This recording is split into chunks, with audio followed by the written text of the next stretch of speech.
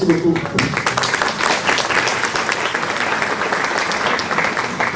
Je pense que la solution du CCE, Roger Rachetti me l'a soufflé, on va tuer 2 ou 3 intervenants, comme ça on restera.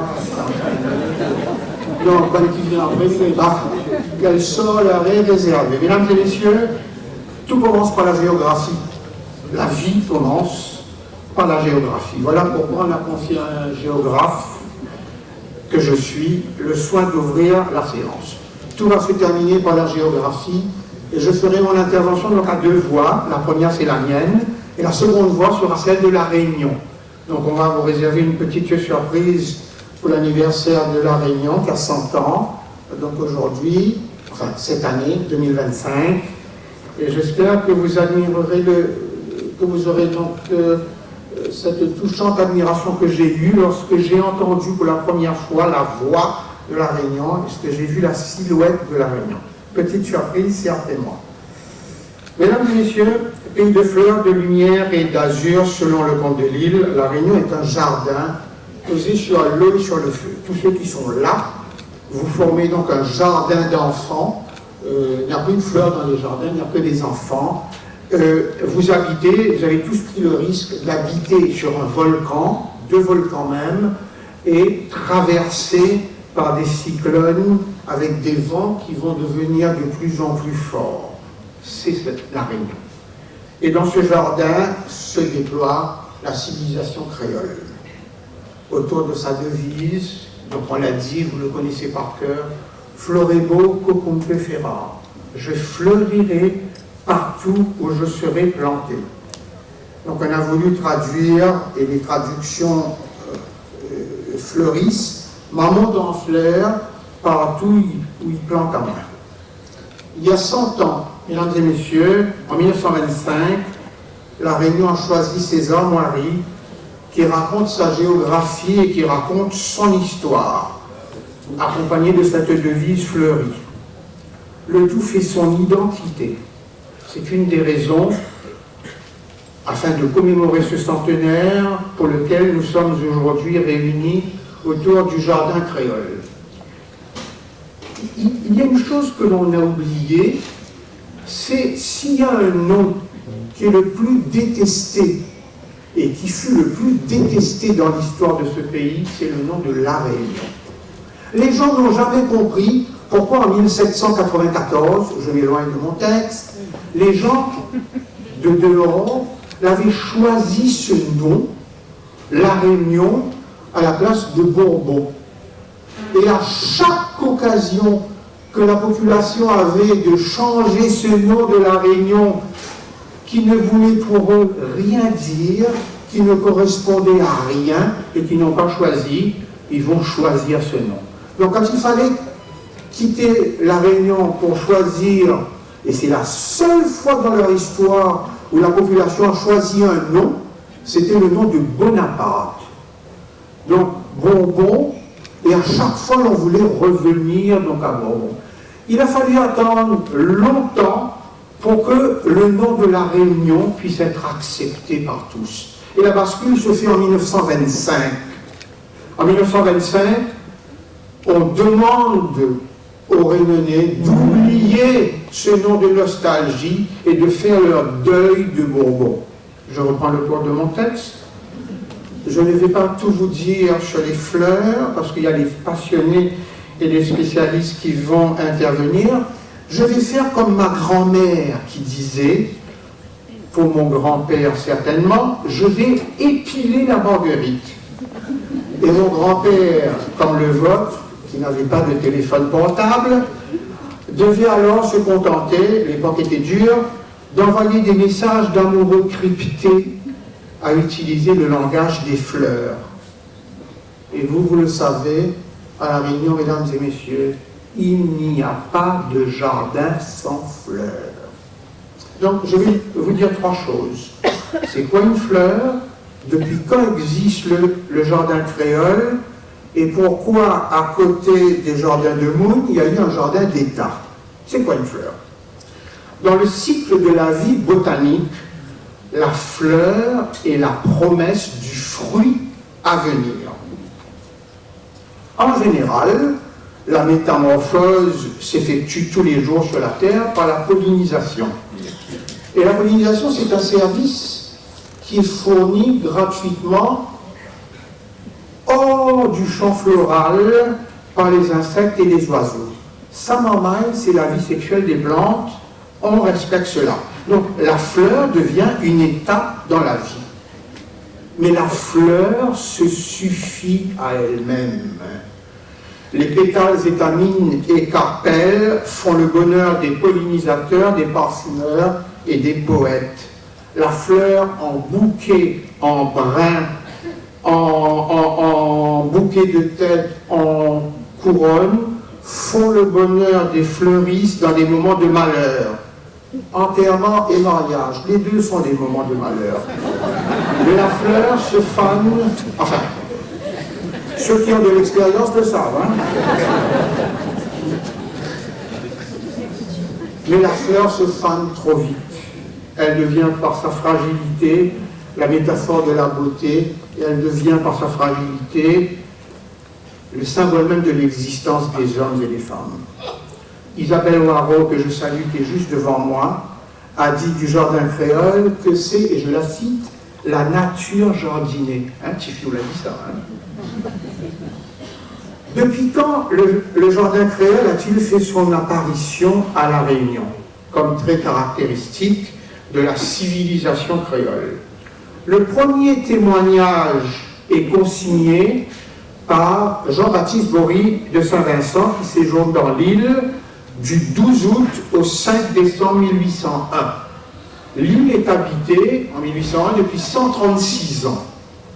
Et il découvre dans les cours une plante qui s'appelle le netcholi, et il décrit cette plante qui n'a été introduite dans la colonie que depuis 3 ans, décore presque tous les parterres de ces petites charmilles faunes, touffues. Donc il visite la cour créole de M. Fabian dans les Hauts de Saint-Denis, et qu'est-ce qu'il dit, qu'est-ce qu'il voit? Il dit « Je vis partout avec le même plaisir que si j'eusse rencontré des compatriotes, le jasmin, la rose, le pêcher et la vigne. Le tout dans une cour, et ça c'est caractéristique de la civilisation créole, je le cite, par une propreté et une simplicité gracieuse qui rendent l'existence agréable. » Ceux qui croient que c'est la personne qui est assise à côté d'eux qui rend l'existence agréable, c'est pas toujours vrai. Hein? C'est déjà. Les bases du jardin créole sont posées avec un mélange donc d'arbres, d'utilité et d'agrément. Et avant de quitter l'île, Bory de Saint-Vincent, qui a fait le tour de l'île avec quelqu'un qui est oublié, c'est Joseph Hubert, dont c'est cette année le bicentenaire de la mort. Joseph Hubert est mort en 1825 et qu'il avait accompagné sur le terrain. Le dernier message que Bory de Saint-Vincent dit pour la Réunion, il n'est pas de joie, de succès, de peine et de traverse, où le souvenir de Mascarin, que la Réunion s'appelait comme ça, ne soit mêlé. Et il dit ceci, que nous avons oublié. C'est le plus beau pays du monde. Et ça, c'est un monde à voyager. Et c'est quelqu'un qui n'était pas obligé de le dire, parce qu'il était accompagné de Joseph Hubert, sauf s'il y avait un plan de Joseph Hubert. Quand il part, Bory de Saint-Vincent, il a en bouche, comme un baiser d'amoureux, le goût de la mangue mûre. Nous sommes en 1801. La mangue mûre est là depuis longtemps. Et il dit, la mangue mûre embaume les rues de Saint-Denis. Mesdames et messieurs, pourquoi à côté des jardins de Moune, il y a le jardin d'État? Parce que la fleur voyage et le jardin royal, le jardin public, le jardin d'État, le jardin colonial, c'est avant tout une pépinière d'acclimatation de plantes utiles et agréables. Lille accueille son premier jardinier, parce qu'il n'y a pas de jardin sans jardinier, en 1817. C'est Nicolas Bréon. Et il passera un certain temps et des nuits sans dormir. Pourquoi Nicolas Bréon passe certaines nuits sans dormir? Parce que son cauchemar était, dans le jardin, il y avait une plante. Et cette plante attirait tous les voleurs de Saint-Denis et ceux qui venaient de loin. Cette plante était, aujourd'hui, la plante, quand je la vois partout, c'est manger cochon, comme dit Créole. Cette plante, c'était l'orchidée. C'était la plus belle plante et la plus rare au monde, et ça attirait les voleurs. Et dans ce jardin d'acclimatation, qui va devenir un jardin de kermesse, de remise des prix, on va même organiser des régates sur le bassin, on va organiser des concerts de musique, et on viendra au début du siècle dernier, bien plus pour la saucisse et le boucané que pour les fleurs.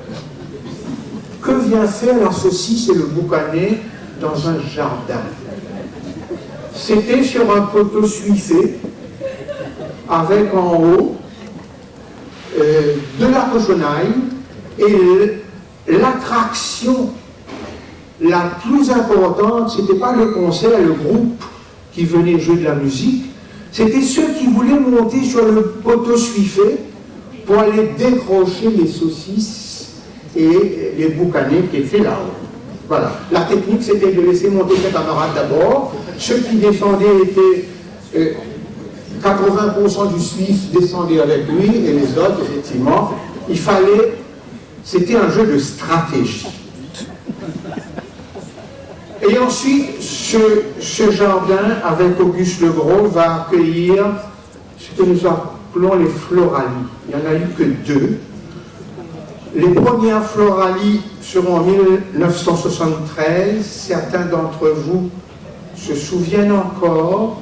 Il y eut 150 000 personnes pour les premières floralies de l'océan Indien du 28 septembre au 6 octobre 1973.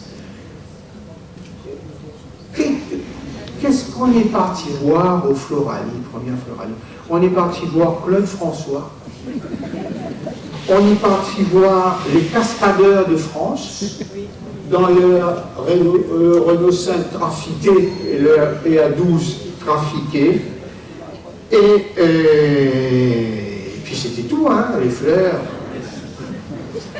Et ensuite, 150 000 personnes pour un maire. C'est un conseil que je donne à tous les politiques qui sont dans la salle. Si vous voulez gagner les élections, faites des floralies. C'est la saison.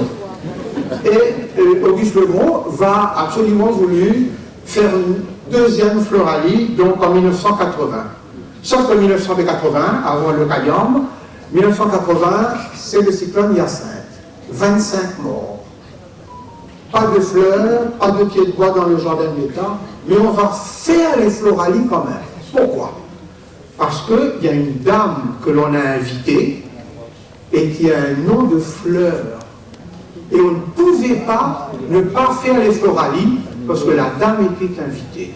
C'était Anémone Giscard d'Estaing, première dame de France, et il fallait absolument replanter tous les pieds de bois pour accueillir Madame Giscard d'Estaing. Comment conclure? Où sont les fleurs? Conclure vite. J'ai derrière moi, je ne vais pas le lire, mais tout le monde le connaît par cœur, cette citation. Il y avait une fois un pays de fleurs, de lumière et d'azur. Ce n'était pas le paradis terrestre, mais peu s'en fallait quand les anges le visitaient parfois. Mon premier amour, c'est le poème de Lecomte de Lisle. Mon premier amour. Son premier amour, c'était La Réunion, à la Tantine, parce qu'il n'avait jamais eu de chance avec les filles, Lecomte de Lisle. Quand on est chauve, on part avec un certain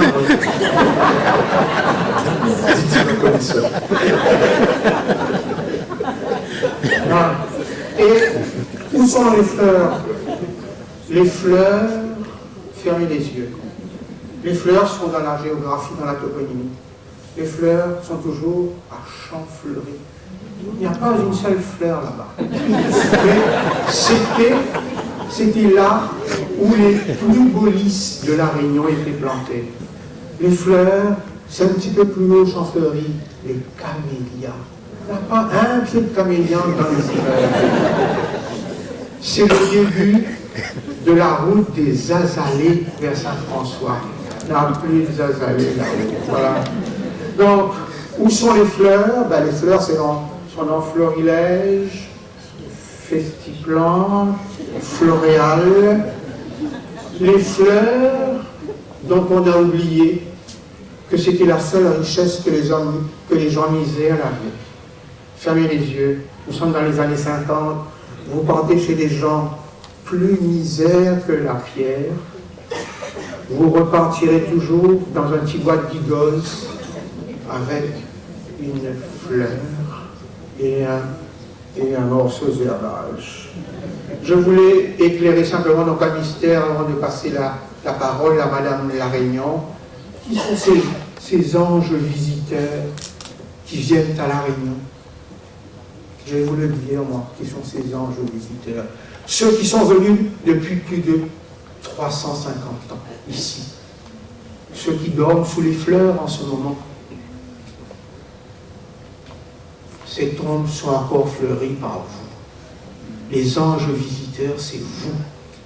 Là, ce merveilleux jardin d'enfants devant moi. Les anges visiteurs de Le Comte de Lille, mon premier amour, c'est vous, c'est la Réunion. Monsieur l'animateur au sachet plastique, j'ai dit. Alors j'ai laissé tomber le sachet plastique, je crois que je vais le ressusciter. Ce que j'aime particulièrement ce matin, c'est la richesse et l'exhaustivité de vos interventions.